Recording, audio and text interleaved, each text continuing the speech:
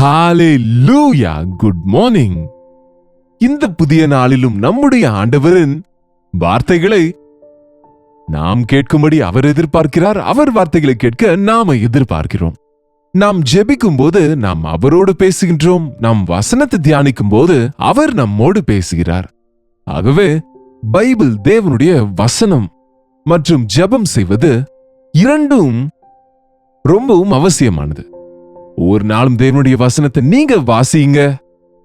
ஒவ்வொரு நாளும் உங்க பட்சத்துல உங்களுக்காக எவ்வளவு பேர் ஜெபித்தாலும் நீங்க வாயை திறந்து உங்க தேவனிடத்துல பேசுவது, உரையாடுவது பழக்கப்படுத்திக் கொள்ளுங்க. ஆவிக்குரிய வாழ்க்கையில் ஆசீர்வதிக்கப்படுவீங்க. எல்லா விதத்திலும் ஆசீர்வதிக்கப்படுவீங்க. ஜெபிப்போம். பரிசுத்தரே, அன்புள்ள தகப்பனே, உண்மையிலே அப்பா, எந்த நேரமா இருந்தாலும் உம்முடைய நாமத்தை எங்கள் வாயில உச்சரிப்பதும், சூரியன் உதிக்கும் நேரத்திலிருந்து சூரியன் அஸ்தமனமாகும் நேரம் வரைக்கும் ஆண்டவரே, நீர் ஸ்தோத்திரத்துக்கு பாத்திரர் என்று உணர்கிறோம்.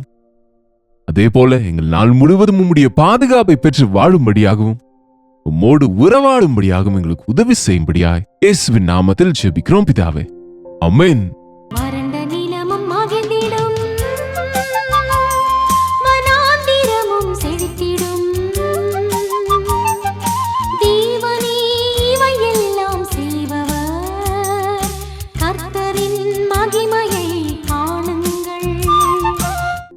தேவனுக்கு ஸ்தோத்திரம். நீங்க எங்க இருந்து பாக்குறீங்க என்பதை அப்பப்பயாவது இந்த கமெண்ட் செக்ஷன்ல உங்க பெயரும் ஊரும் பதிவிடுங்க.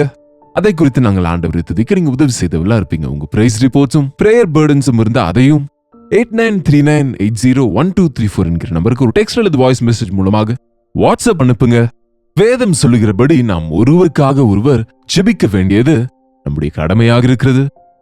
நீங்க அனுப்புகிற மெசேஜஸ் நாங்க பார்க்கிறோம், ஜெபிக்கிறோம்.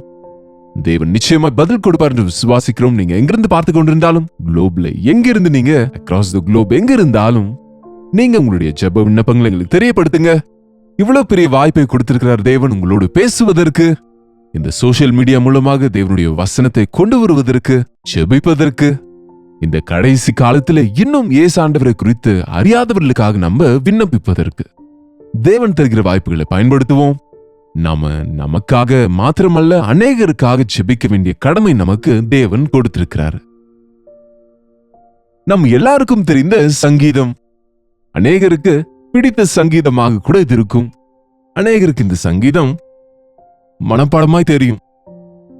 சங்கீதம் 23 சிறு பிள்ளைகள் கூட சண்டே கிளாஸ்ல கற்றுக்கொள்கிற சங்கீதம். கர்த்தர் என் மேய்ப்பராயிருக்கிறார், நான் தாழ்ச்சி அடையேன். அவர் என்னை புல்லுள்ள இடங்களில் மேய்த்து அமர்ந்த தண்ணீர்கள் அண்டையில் என்னை கொண்டு போய் விடுகிறார். அவர் என் ஆத்துமாவை தேற்றி தம்முடைய நாமத்தின் நிமித்தம் என்னை நீதியின் பாதைகளில் நடத்துகிறார். அவர் என் ஆத்துமாவை தேற்றுகின்றார்.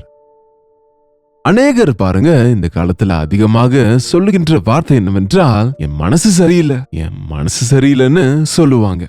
அவங்க நல்ல வசதி வாய்ப்புகளோடு இருந்தாலும், நல்ல ஆரோக்கியத்தோடு இருந்தாலும் அவங்க சொல்லுவது மனசு சரியில்லை, என்னவோ மாதிரி இருக்கிறது, மனசுக்கு நிம்மதி இல்லை. என்னங்க, மனசு சரியில்லை, ஆழ்மனதுக்குள்ள ஏதோ பிரச்சனை. பாருங்க, நம்ம சரீரம் சரியா இருந்தாலும், ஆரோக்கியம் இருந்தாலும், நமக்கு பொருளாதார நெருக்கடி இல்லாவிட்டாலும், எல்லாமே நல்லா இருந்து நம்ம ஆழ்மனதுக்குள்ள நிம்மதி இல்லாவிட்டா பிரயோஜனம் இல்லை இல்லையா? என்னுடைய ஆத்துமாவை அவர் தேற்றுகின்றார். நம்ம மனசு பாருங்க வெறுத்து போய்விடுங்க. நம்ம இந்த உலகத்துல சில மனிதர்கள் சலிப்படைய செய்து கொண்டே இருப்பாங்க. அந்த சம்சோன் அந்த தெலீலாள் என்ற பெண்ணிடத்துக்கு சென்றால் அவள் சலிக்க செய்து விட்டாள். வெசனப்பட்டு சாக நினைத்தானாம். ஐயோ, மனசு நொந்து போகுதுங்க என்று சொல்லுகிறவங்க உங்களில் இருக்கிறீங்களா? என்னுடைய சூழ்நிலைகள் இப்படி என்னை நோகடிக்கிறது, என்னுடைய மனசை கெடுத்து விடுகிறது, என் வீட்டின் சூழ்நிலை சரியில்லை, என் வேலை சரியில்லைங்க, அல்லது என் வாழ்க்கையில நான் சந்திக்கிற போராட்டங்களில் எனக்கு ஜெயிக்க முடியாமல் சோர்ந்து போகிறேன் என்று நீங்க சொல்லுகிறீங்களா? உண்மையிலே நம்ம காலையில எழுந்திருக்கும் போது ரொம்பவும் ஆக்டிவா இருப்போம். நீங்க சரியா தூங்காவிட்டால் சிலர் காலையில எழுந்தாலும் சோர்ந்து போயிருப்பாங்க. என்னங்க, 7 to 8 hours தூங்கினால் எல்லாமே நன்றாயிருக்கும் என்று சொல்லுகிறாங்க இல்லையா மருத்துவர்கள்? நாம தூங்கும் போது நம்முடைய பிராணனும் நம்முடைய சரீரமும் அது தேற்றப்படுகிறது, ரெஸ்டோர் ஆகுது. நாம தூங்கும்போது நம்ம சரீரத்துல நல்ல கிரியைகள் நடக்கிறது. நாம தூங்குகிறோம், ஆனா நம்ம அவயவங்கள் எல்லாம் தனக்கு தானே சுத்திகரிக்கிறது. ஆட்டோ கிளென்சிங் வைத்திருக்கிறார் தேவன். அதனாலதான் நல்லா தூங்கும் போது புதிய பலனோடு காலையில எழுந்திருக்கிறோம். காலையில சரியா எழுந்திருக்கும் போது ஃப்ரெஷ்ஷாக எழுந்திருக்கிறோம். ஆனா சாயங்காலமாவதுக்குள் திரும்பவும் அதே சோர்வு, அதே சலிப்பு. ஏனென்றால் உலகத்தில் அலைந்து வேலைகளை செய்து உத்தியோகம் செய்கிறோம், பிரயாணங்கள் செய்கிறோம், பலவிதமான கடினமான சூழ்நிலைகளை சந்திக்கிறோம். அநேக விஷயங்கள்ல நாம தீர்மானங்கள் செய்ய வேண்டியது இருக்கு. தவறான தீர்மானங்கள் செய்யும் போது அதன் விளைவுகளை சந்திக்க வேண்டியது இருக்கு. அனாவசியமான சண்டைகளுக்கு இடம் கொடுத்து மனதை கெடுத்துக் கொள்கிறோம். ஆகவே சாயங்காலத்திற்குள்ளே வெறுத்து நொந்து போய் வீடு திரும்புகிறோம். அப்பொழுது நீங்க என்ன செய்வீங்க? அந்த கோபத்தை எல்லாம், வெளியிலிருந்து வந்த சலிப்பை எல்லாம் பிள்ளைங்க மேல, மனைவியின் மீது, அல்லது உங்க மேல நீங்களே உங்களை நீங்களே திட்டிக் கொண்டு தூஷித்துக் கொண்டு இருக்கிறீங்க. ஆனால் நீங்க நிம்மதியா ஆண்டவரின் சமூகத்தில் உட்கார்ந்தா, அமைதியாய் அவர் சமூகத்தில் உட்கார்ந்தா, அவர் உன்னுடைய ஆத்மாவை அவர் தேற்றுகின்றாராம்.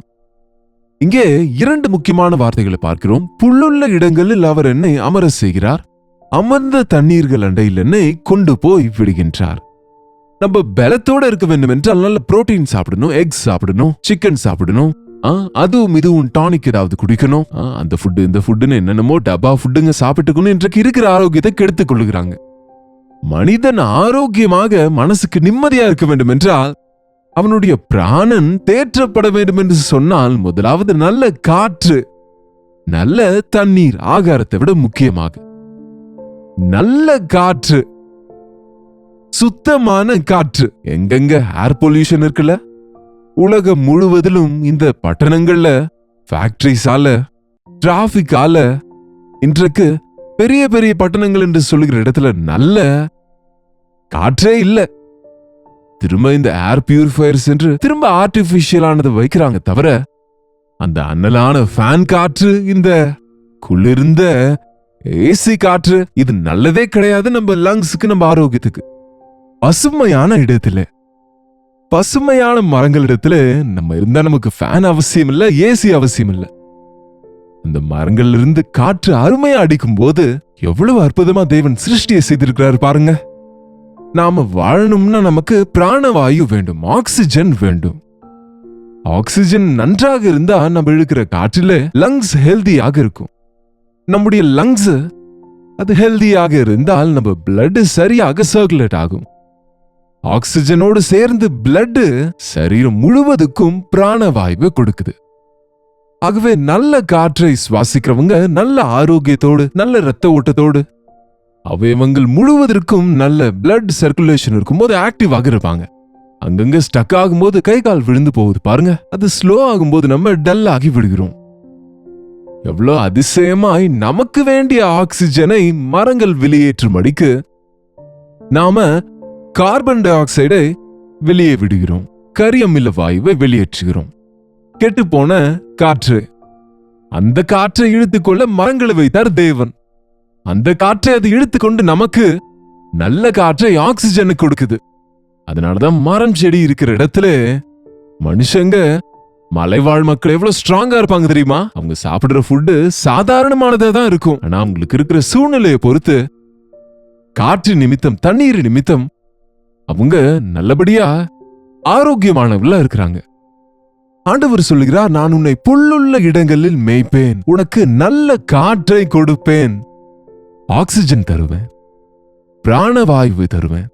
பாருங்க, பிசிக்கலா நம்ம இந்த பிராணவாயுவை காற்று என்று சொல்கிறோம். ஆனால் ஸ்பிரிச்சுவல் அட்மாஸ்பியர் கூட ரொம்ப முக்கியங்க.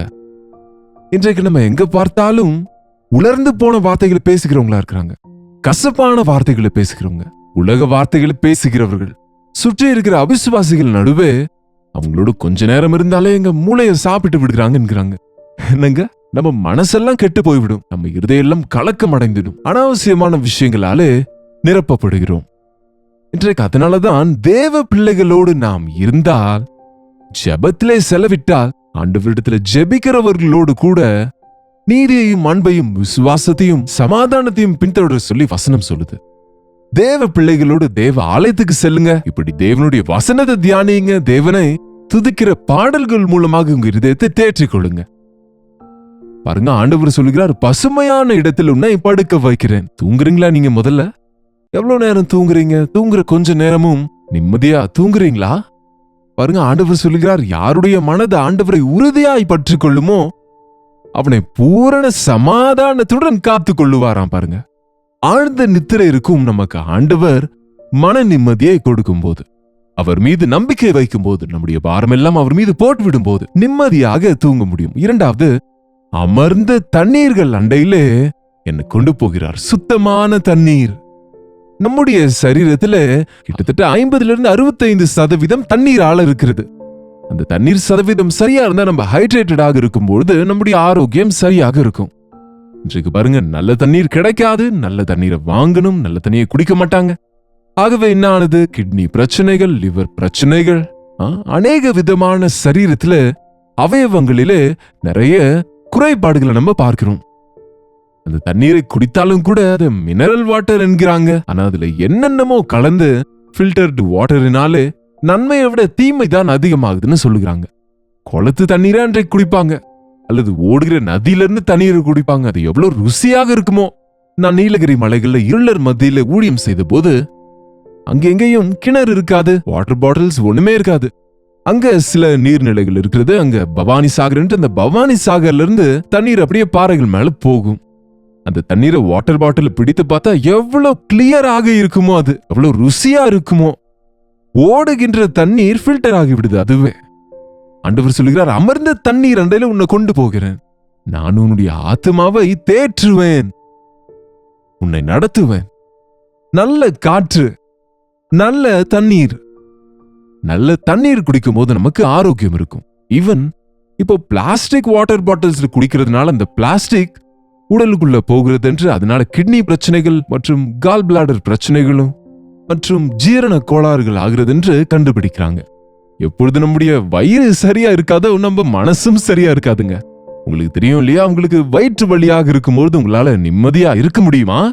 சரீரத்தில் எங்கேயாவது வலித்தால் ஐயோ என்று சொல்லலாம். ஆனா வயிற்று வலிக்கும் போது அது மையமா இருக்கிறதுனால மனுஷனால் எதுவுமே செய்ய முடியாது. ஆண்டவர் சொல்லுகிறார், நான் உன்னை தேற்றுவேன் என்கிறார். நான் உனக்கு நல்ல ஜீரண சக்தியை கொடுப்பேன், உனக்கு நல்ல ஆரோக்கியத்தை தருவேன். நல்ல தண்ணீர். நம்ம சரீரத்துல எப்பொழுதுக்கு அப்பொழுது வாட்டர் கிளென்சஸ்ங்க, உங்களுக்கு தெரியுமா? அந்த தண்ணீர் உள்ள போகும்போது அதுவே நம்ம சுத்திகரிக்குது. நம்ம என்ன செய்தாலும் தண்ணீரால கழுவினால் அது சுத்தமாகும். எவ்வளவு அற்புதமா தேவன் நம்ம செய்திருக்கிறார். தண்ணீரை செய்திருக்கிறார், காற்றை உருவாக்கி இருக்கிறார், வானத்தையும் பூமியும் உருவாக்கி இருக்கிறார். மனிதனுக்கு தேவையான ஒவ்வொரு கனிமங்களையும், ஒவ்வொரு வளங்களையும், ஒவ்வொரு ஆகாரத்தையும் உருவாக்கின பிறகுதான் மனிதனை செய்தார். மனிதனுக்காக எல்லாவற்றையும் உண்டாக்கிவிட்டு பிறகு நம்மை உண்டாக்கினார். அந்த ஆண்டவருக்கு தெரியும் நமக்கு எப்போது எது அவசியமோ, எது தேவை என்று. ஆகவே இன்றைக்கு ஆண்டவருடைய கரத்தில் உன்னை வைத்துக் கொண்டால் நீ ஓடி ஓடி எதையோ சாதிக்கலாம் என்று நினைப்பதை விட, சோர்ந்து போய் இளைத்து போய் சலித்து வெறுத்து போகின்ற நிலைமையில் இருப்பதை விட, எந்த நாளுக்கு அந்த நாள் அவருடைய பாதத்தண்டையில் உங்க பிரச்சனைகளை சொல்லிக் கொண்டால், உங்கள் வெறுப்பையும் உங்களுடைய பிரயாசத்தையும் உங்கள் வருத்தத்தை துக்கத்தை முழங்காலில் விழுந்து ஆண்டவரோடு சொல்லிக் கொண்டால் அவர் உங்களை தேற்றுவார், உங்களுக்கு புதிய பலனை தருவார். கர்த்தருக்காக காத்திருக்கிறவர்கள் பாக்கியவான்கள், அவர்கள் புது பலனை பெறுவார்கள். ஆமாங்க, சோர்ந்து போகும்போது, வெறுத்து போகும்போது, நொந்து போகும்போது, இனி அவ்வளவுதான், என் கதை முடிந்தது என்று டன், என்னால எதுவுமே செய்ய முடியாது என்கிற ஊக்கம் இழந்த சூழ்நிலையில உங்க தேவனை நோக்கி பாருங்க. அவர் உங்களுக்கு புதிய பலனை தருவாரு. அவர் உங்களை தேற்றுகிற தேவனாக இருக்கிறார்.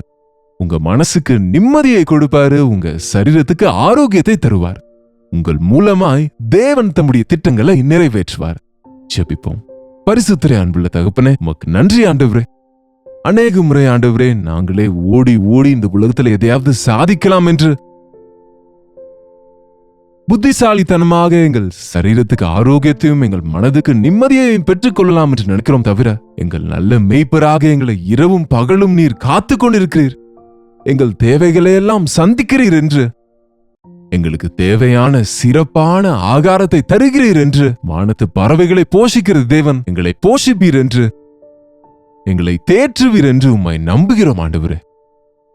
உம்முடைய பாத தண்டையில அனுதினமும் காத்திருக்கும்படியாய் எங்களுடைய சோர்வுகளையும் சலிப்பையும், எங்கள் களைப்பையும், எங்களுடைய குறைவுகளையும் தேவைகளையும் ஒவ்வொன்றையும் உம்முடைய சமூகத்திலே சொல்லி உம்மிடத்திலிருந்து தேர்தலை பெற்றுக்கொள்ளவும் ஆசீர்வதிக்கப்படவும் உதவி செய்யுங்க.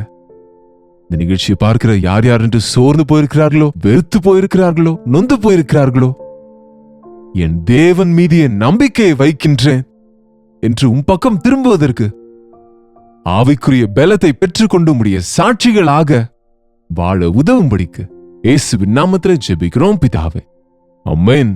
நம்முடைய பிதாவாகிய தேவனுடைய அன்பும் குமாரனாகிய இயேசு கிறிஸ்துவின் கிருபையும் பரிசுத்த ஆவியானவருடைய அந்யோன்யமும் ஐக்கியமும் கூடி வந்திருக்கிற நம் அனைவருக்கும் இப்பொழுதும் சதா காலமும் துணையாக இருப்பதாக, ஆமென். தேவனுக்கு ஸ்தோத்திரம். உங்களுடைய ஜெப விண்ணப்பங்களை, பாரங்களை நீங்க எங்களுக்கு தெரியப்படுத்துவதற்கு 8939801234 ஒரு டெக்ஸ்ட் அல்லது வாய்ஸ் மெசேஜ் மூலமாக வாட்ஸ்அப் அனுப்புங்க. உங்களுக்காக நாங்க ஜெபிக்கிறோம், நீங்களும் ஜெபிங்க. டாக்டர் ஜெயபால் யூடியூப் சேனல் இன்னும் நீங்க சப்ஸ்கிரைப் பண்ணாம இருந்தா சப்ஸ்கிரைப் பண்ணுங்க. லைக் பண்ணவும் ஷேர் பண்ணவும் மறந்து விடாதீங்க. கர்த்தருக்கு சித்தமானால் நாளைக்கும் இதே நேரத்தில் அனுதின தியான நிகழ்ச்சியில் உங்களை சந்திக்கிறேன். அதுவரை கர்த்தருடைய கிருபை உங்களுக்கு துணையாக இருப்பதாக.